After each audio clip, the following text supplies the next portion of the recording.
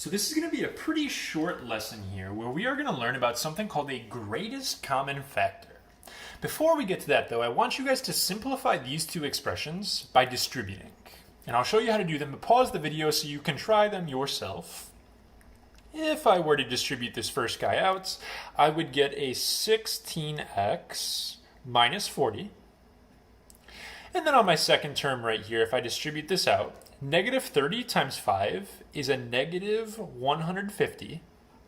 And x to the fourth times x to the second, I have 4 x's here times 2 x's here. That is actually 6 x's altogether being multiplied. You add the exponents for those problems. And then I will have a plus 210 x to the fourth for this part. So distributing is how you go from something with parentheses to something just written out like this. But what we're going to start talking about in the next couple of videos is how you factor. Factoring is undoing multiplication. It's taking a problem like this and getting us back to something with a parenthesis. And that's a really valuable skill for a lot of stuff we do later on in Algebra 2. But this is going to be our first kind of glimpse into that, which uses something called a greatest common factor. So a greatest common factor, in terms of vocab right here, it is the biggest thing that goes into each term. So if I wanted to factor this problem right here, 16x minus 40, I would need to think of the biggest number that goes into 16 and also into 40.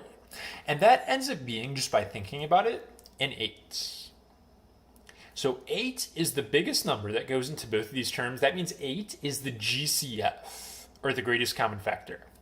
What you do is you put the GCF on the outside of a parenthesis, and then you take each term here and you undo the multiplication by dividing by that GCF. So a 16x divided by 8 is a 2x, and negative 40 divided by 8 is negative 5. And it gets us back to this term right here. Now, when you do one of these problems, if you're not careful and don't take out the GCF, you may get something that's not all the way factored. So let's say I looked at this problem here, and I thought the GCF was a 4. I can take 4 out of both of these. If I divide this, 16x divided by 4 is a 4x. Negative 40 divided by 4 is negative 10. So this in orange isn't wrong per se, but it's not all the way factored because there's still a number that goes into 4 and 10. There's a 2. And if I divide out another 2 and put it over here, I will get this, which is the correct answer. Okay, so you got to make sure when you pull something out that it's the biggest possible thing. On my second problem here, if I have a 150 and a 210, the first thing I'm going to do is think about numbers right here. The biggest number that goes into 150 and 210 is a 30. If you're not sure if you're picking the biggest number, divide them by that number and see what's left. If I divide by 30, that'd be a 5, and that'd be a 7, and there's nothing else that goes into 5 and 7. Now, if the first piece is a negative number, you will take out a negative number. So I'm not just going to put a 30 here. I'm going to put a negative 30 because the first term is a negative. Then I'm also going to take x's out of both of these because they actually have x's in common. If I have 6 x's over here and I have 4 over here, I can take 4 x's away from both of these. I can't do more than 4 or this guy wouldn't be able to pay for it. So basically you just look at your x's and you take out whatever the smallest number you see is. So I can take 4 x's away from everybody. Then I do my parenthesis. Negative 150 divided by negative 30 is a positive 5. 6 x's, but I took away 4 of them. So there's 2 x's left on that term. And if I do my second term, 210 divided by negative 30 is negative 7. 4 x's, took them all away. None are left, and you can see we get our answer back.